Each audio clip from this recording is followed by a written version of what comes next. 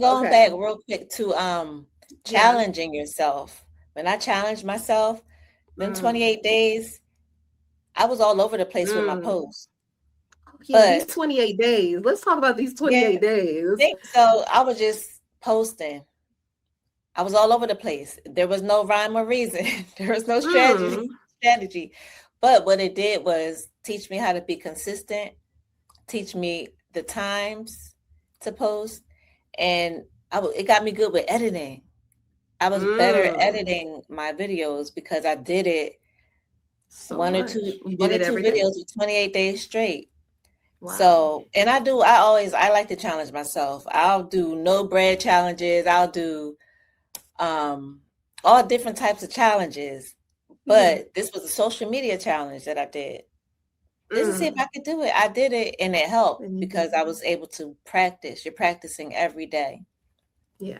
So don't worry I love about putting out something that being too hard on what to put out. The it. challenge is to put it out.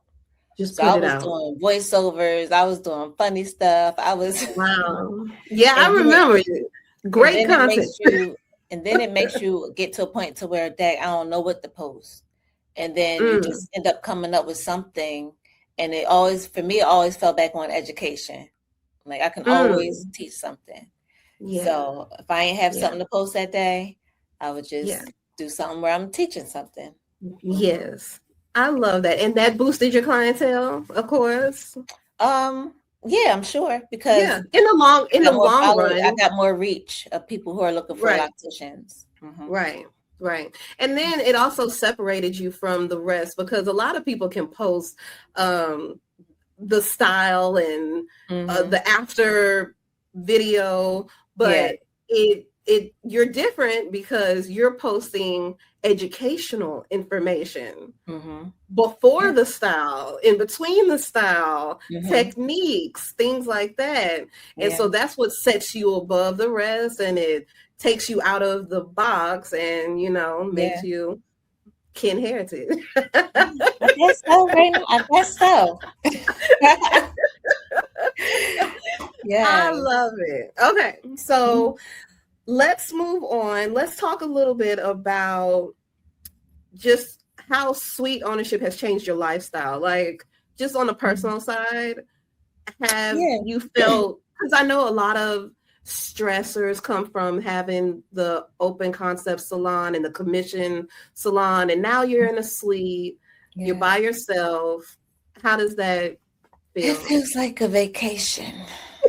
Feels like I a love vacation. it. I'm telling you, like, and now I get it. I see why a lot of people who's been in the industry for years, or salon owners who've had their business for years, and when they finally get into their little salons, they either downsize or get into a salon suite, and they're like, "Oh, this is Mhm. lovely," and I see what they mean because I think I said it earlier. It's like, this I'm in, I take care of what I need to do in here, and then I'm out, and I don't have to.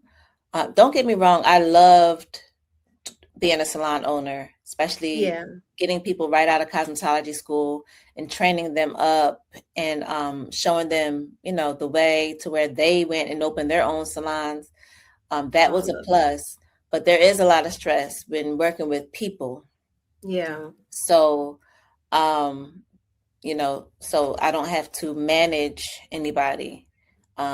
Sometimes it is hard managing myself. I will say that I feel like I need a manager. Like I feel like I Yeah. need somebody to tell me what to do. Right. Um, but but you work for your clients. Yeah. Our clients are really our bosses. Like if we didn't have Yeah. them, we wouldn't be making any We be money. out here just doing everything. Right. Um, So with that said, I do have more freedom to go with my lifestyle. Now I'm I want to say a part-time stay-at-home mom, a part-time single mom, because my husband is on the road weeks at a time. He comes Oh, home like once a month. So and now we are homeschooling. So oh, you I'm got a lot able on your to. plate. Yes. So, but with having this suite, I work 3 days a week, And if I want to put in some overtime, I can adjust my schedule to where I can get some overtime days in. But Wow. yeah, it's just more freedom to where I don't have to worry about managing people, because once you own a salon, it's like, especially if you work in your salon, you have your clients, and then you have a lot of stuff um, behind the desk. Not to say Yeah. that, we still have desk work, but it's not putting people on payroll and training people and all that stuff. And I Yeah. still train people.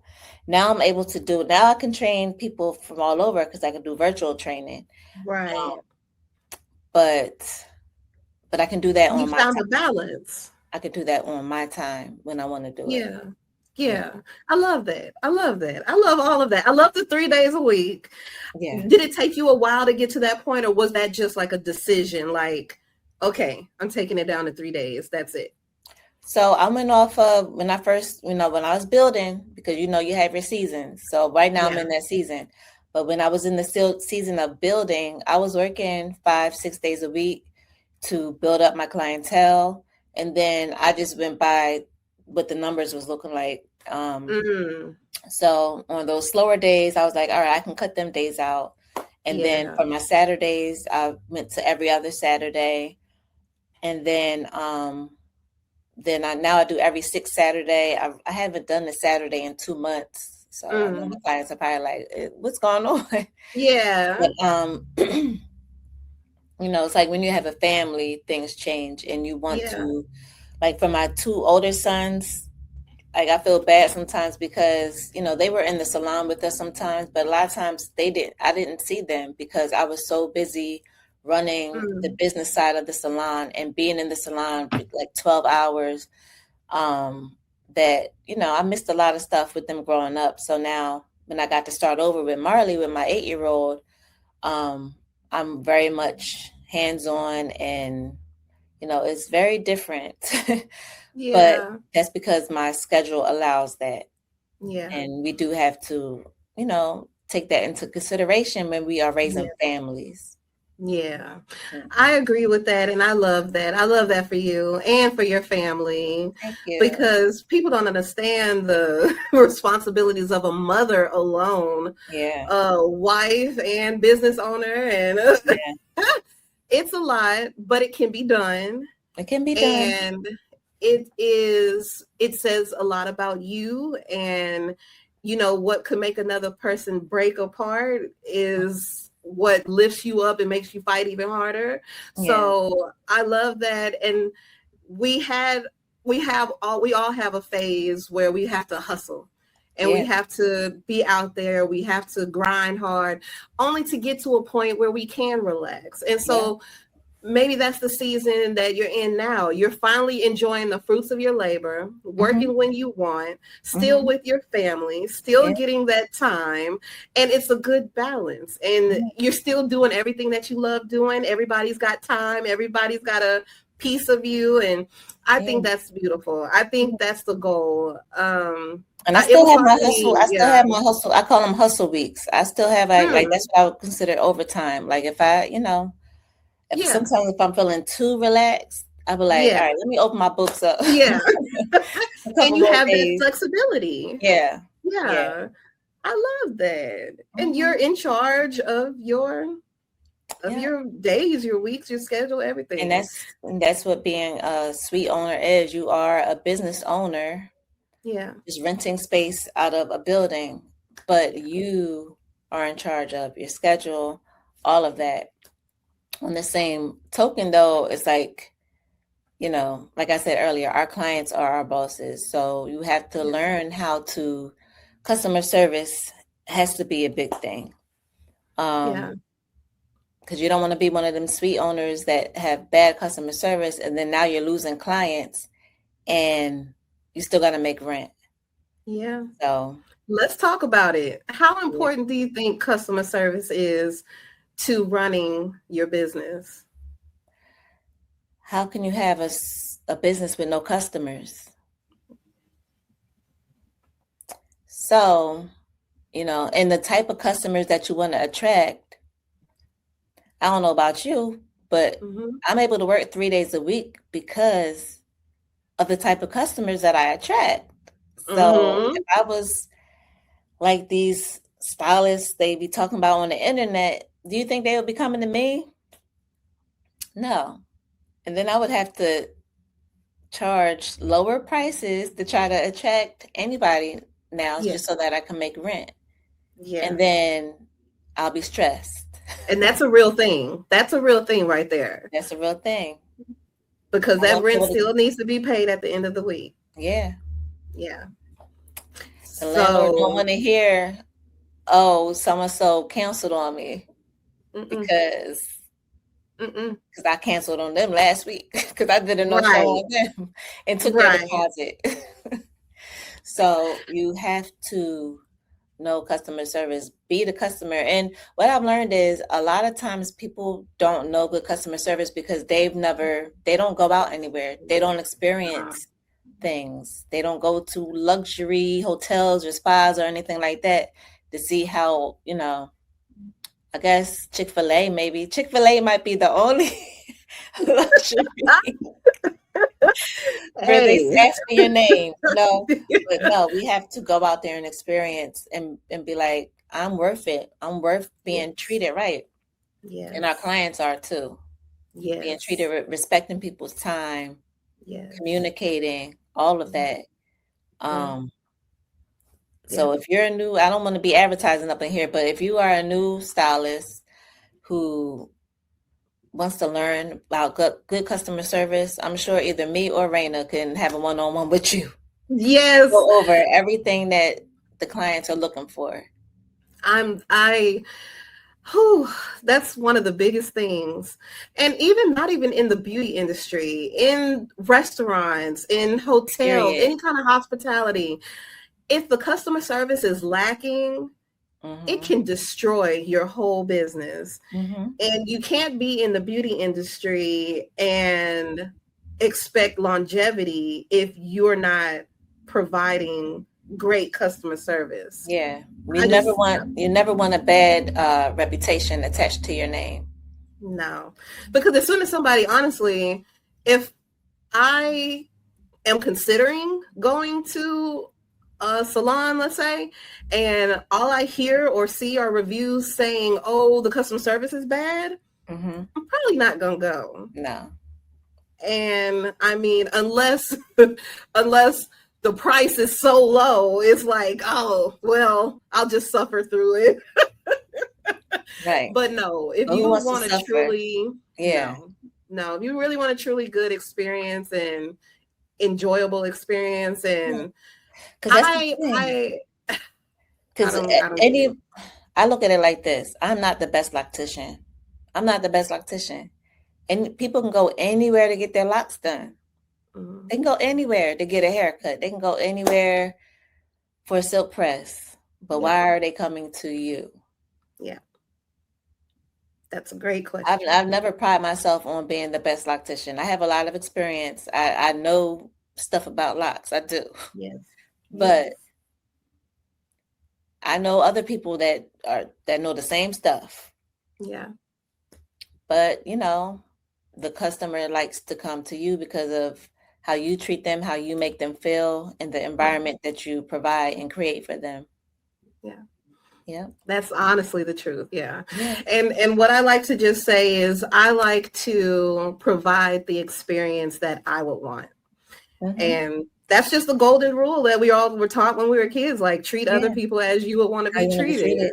But that's what made me say, bring that up, because a lot of people in the service industry, they don't see them. They don't feel deserving of that. And then that's how they run their business. And it's sad, and it's sad to say, but you see it in a lot of Black businesses. You want to support our people, but come on. Yeah. Like, we got to do better. Yeah, we got to do much better. And, it all starts with being open to learn.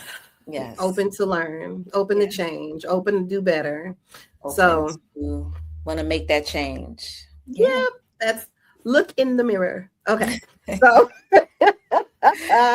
so let's wrap this up because we dropping it. This On is a the great roll. conversation. I'm enjoying this conversation so much. I love it. This is right up my alley. And this is when I tell people, I'm like, I'm an introvert until I get to talking about something I feel really Yeah, passionate about. right. And I can talk all day about it. I Same. love it. So quickly, well, not quickly, take your time, but what advice would you give someone that's considering getting into a salon suite? I think it's gonna go back to what we talked about earlier is knowing that you're ready for a salon suite. And of course you don't want to get into anything where you won't be able to get out of. And a lot of these contracts, that were signed, whether they're contracts or agreements, some of them might not be easy to get out of. So if you sign a year contract or a 2-year contract, that person is going to expect that weekly or monthly rent regardless because you signed that agreement. So just make sure that you have everything in place before you step into a salon suite. And I want to say this too.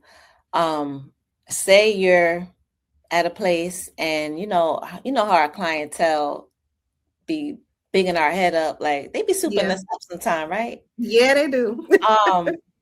But sometimes they'll tell you, oh, why are you working here? You need to go get your own spot. And then you go and get your own spot. And they be the first ones to not come and support your new spot that they done recommended that you open up. So when just because people tell you that you need your own spot or you need to, and this just goes in general, when people say, oh, you need to work for yourself. Yeah. Some people are really just good employees.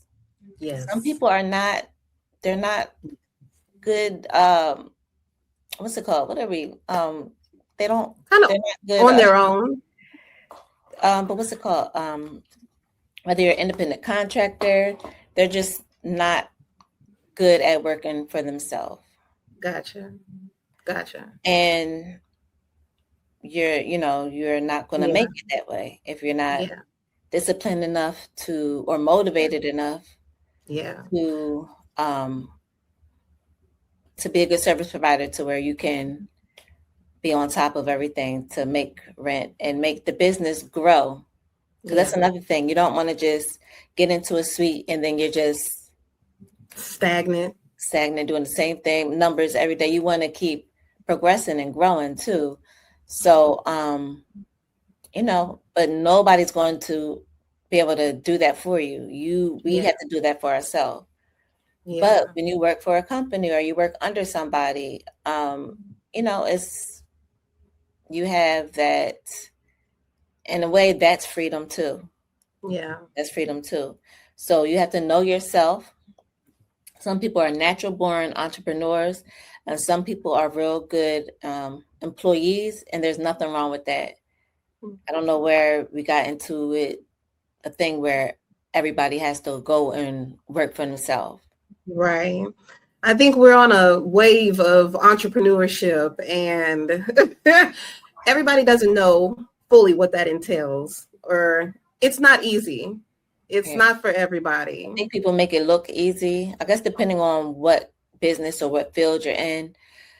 Yeah. But, and it's nothing wrong with trying it, but knowing to back out of it too. Yeah. Like I said before, you don't want to keep struggling just to say, I got my own. I'm in the suite. I got my own salon. Yeah. Because people will hype you up and get in your head and say, oh, girl, do this, do that. Your friends, your family. But they don't know the back. Your own clients will tell you. Yeah. And then when you move. Yeah. When that price got to go up a little bit because you just moved into a more expensive like you said, they don't know. Right. They just know that me as a stylist, I want to paint my walls this color. Well, why don't you go get your own place? Well, then I'm going to have to up the price. They don't know that part. No. And they don't think about it. And it's okay. It's not for them to think about, but it's for Yeah, us to think about. it's for us to think about. Yeah. That's why we're putting this information out there. Yes, Listen exactly. to us. Exactly. Yeah. But you'll know, and it helps when you keep track of your numbers, keep track Yeah. of everything. And if you are working in a commission salon, let the owner know. Now, you know who you work for. And I Mm-hmm. will say there are some commission salons, and a lot of them are like the big chain salons that I hear that, they make it hard for people to go and they even do their own. But me, Yeah. I was considered a small mom and pop shop, right? If you work for somebody who is independent, not working for big corporate, they may understand what your goal is. Matter of fact, that's what I asked anybody who came and worked for me. Yeah. What are your goals Yeah. within a year, 3 years, 5 years down the line? If they put that they want to own their own business, because at this time it wasn't a salon suite, it Right. was I want to own my own salon. That's great because now I Yeah. know the information I can give you for when you're ready for that. Right. So, communicate and be straight up with whoever you work for. If y'all have that type of relationship, Mm-hmm. um, so that it makes it easier. So you're not burning any bridges, you're not doing anything in private and trying to sneak around, and that they can support you when you are ready to go. And they might give you this information that we're giving you. Right. They're not trying to hold you back or hating on you or anything. They've been doing it. So Right. they're giving you realistic advice. Because I tried to look at everybody who worked for me as like my equal because I never wanted to be the boss. But Right. I really looked at them like they was my kids. Like, I don't want you to go and fall on your face. Oh, yes. You know what I mean? So Yeah. they should be able to give you good advice and support you, and Yeah. they'll help you know when you are ready to go on your own. Yeah. And it'll be, already understood, already expected. And I Mm-hmm. think that's where a lot of people make mistakes that they feel like, oh, I'm going to go learn this from so-and-so. I'm going to go here, work here for a little bit, and then I'm going to bounce. I'm going to leave and go do my Yeah. own thing. And now you burnt the bridge. Yeah. Now you can't go back and ask for help. Now you can't, Yeah. So I And think now that's a me as big a salon mistake. owner, Yeah. now I don't even have to give you these clients' numbers. Right. But if the relationship was different and you wasn't trying to be sneaky, Right. now I can refer people to you. Yep. Yep. Exactly. Missed opportunity. Yes. So what would you say you wish you would have known when you were getting started? What's one thing like you wish you would have known or you wish somebody would have told you at the Hmm. beginning? For a salon suite. Yeah. Hmm. I think, I don't know. I don't think I've gotten to that point yet. Hmm. I don't know that I could say that because I haven't really ran into any big challenges besides like what Yeah. I said as far as the expectations. Like, um, you just, things change. You'll never have it the only way you'll have it how you want it is when you go and either Yeah. open your own Yeah. or open a she shed in the back of your Yeah. house or something like Yeah. that. Where it's just you, your client in that space in that building. Yeah. But yeah, I can't really think of anything that I wish I would have known. Because you're coming into the salon suite with years under your belt As anyway. as So already you've being in seen the a lot. salon, yeah. So, but Right. if I was fresh out of school, that probably would have been something Yeah. different. Right. Exactly. It Because I just know if I was depends. fresh out of school with no clientele, I'd have been like, I wish somebody would have told me Mm-hmm. to wait, Mm-hmm. work in a commission salon first. Well, how about this? What do you wish somebody would have told you before you got into the beauty industry? What's something that Hmm. you wish somebody would have told you? Before I got into the beauty industry, oh, I never knew. How can I put this? No, I never knew that that people didn't really respect us like that. Ooh. I never knew that. I just looked at it as, yeah, I didn't find that out until social media. Wow. Yeah. I mean, that is a thing. Yeah. That is a thing. I mean, cosmetology, hairstyling, it is a very respectable profession, but Yes. I'm biased because that's what I do and that's what I Yes. know. But there's a lot of people that do not respect this industry. Mm-mm. And they think of, oh my goodness, all right, did you see the post where the guy was trying to deregulate? You know, they've been trying to deregulate our field for a long time. And he was like, Yeah. well, I walked in the room and my niece was doing her nails. Like, so we don't need licensing for those type of things. They don't see the importance. They don't see the value. They don't see the value. That's what it is. Yeah. But I'm blessed to have a clientele that sees the value in themselves and to wanting to get excellent hair care. They want healthy hair. Yeah. And they want to be able to rock their locks. Yeah. Because it's all fun and games until you go sit down in someone's chair and all your hair falls out. Oh, then some regulations need to be put in place. Yeah. Yeah. But I mean, and that could have been something that changed with time because I got my license in the year 2000, and it was booming then. But then again, like I wasn't on social media and stuff, so I'm sure all this stuff that's happening now, with like the battle between clients and stylists and states trying to deregulate licensing and stuff like that. So that came with the timeline. I just wanted to get back to being where, you know, it was sexy to be a hairstylist. Like people looked up to you as a hairstylist. Like people wanted to be in that field because we made it look glamorous and stuff like that. So yeah, I think it can get there. I think it is there. It just depends on who you're talking to. I think a lot of people have.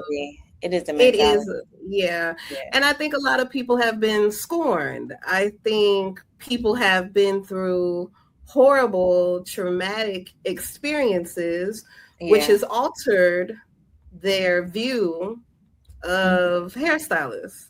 Yeah. And they bunch us all together. Like we're all doing the same thing. So I think, I just think it depends on who you're talking to and your audience, because, you know, like our clientele, they know the value. Yeah. They get it, you know, but it depends on who you ask. But that is something. Yeah.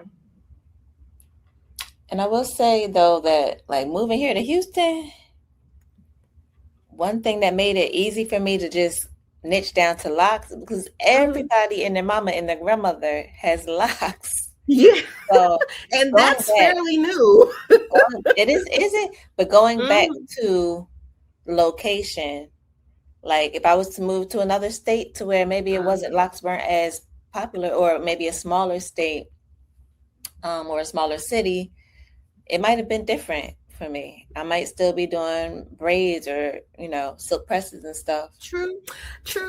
I think it depends on the region.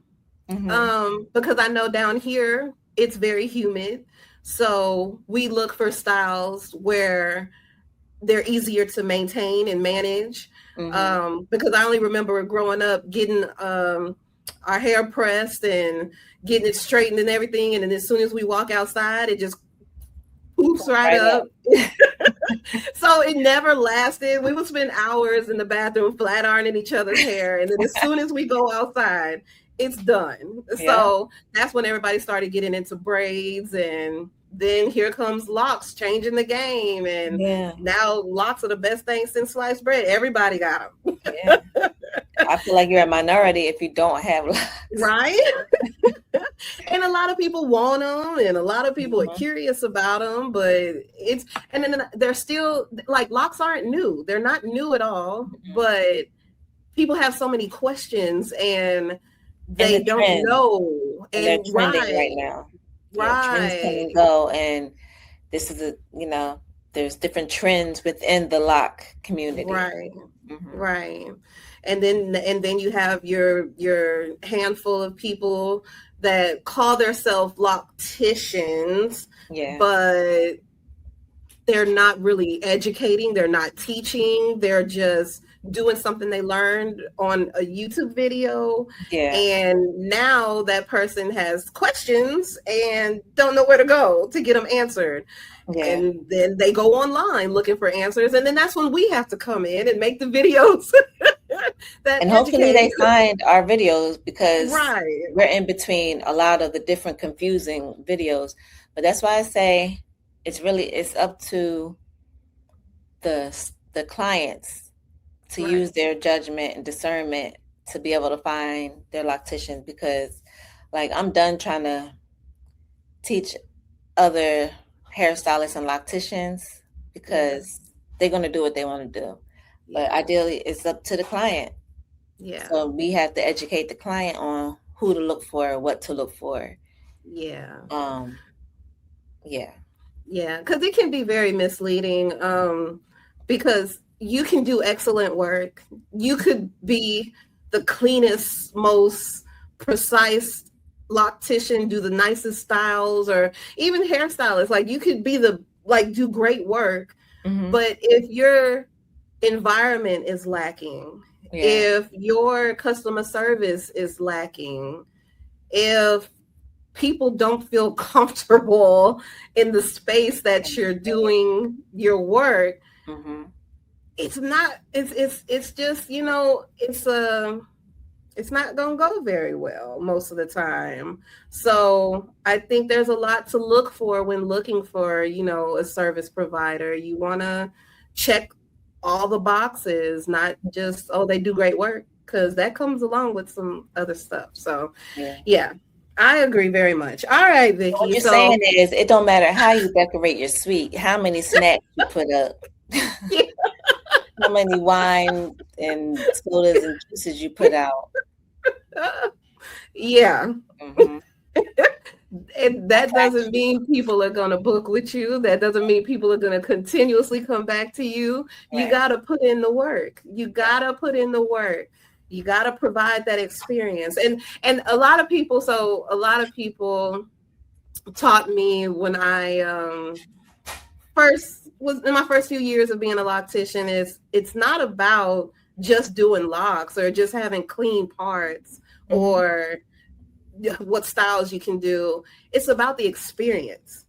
Because when you're on your lock journey, a lot of people start their locks for different reasons, but a lot of people start their lock journey because they're either starting a new chapter in life, or they're going through something, or coming out of something, or they're wanting to venture out into something new. And that's going to be memorable. That's going to stick with them. Exactly. That's going to be in their lock story. The loctician who started or who even fixed their locks after a bad experience. That's all part of their hair story. Exactly. And that's important. The experience that they have for their maintenance, because they're not coming to see us every 2 weeks. They're coming to see us like every 6 weeks, every 8 weeks. So it just depends. But when they come in, they want to feel good. They want to share what they're going through. They want to update you, because these are lifelong clients, technically, like until they cut their locks off. These are life experiences, and this could be a clip. We want to be on the good side of the story, not the bad side of the story. Either way, you're part of the story. You either going to be on the good side or the bad side. Which one? And every lock journey has a good side and a bad side. Okay, Vicky, this has been amazing. I have loved our entire conversation.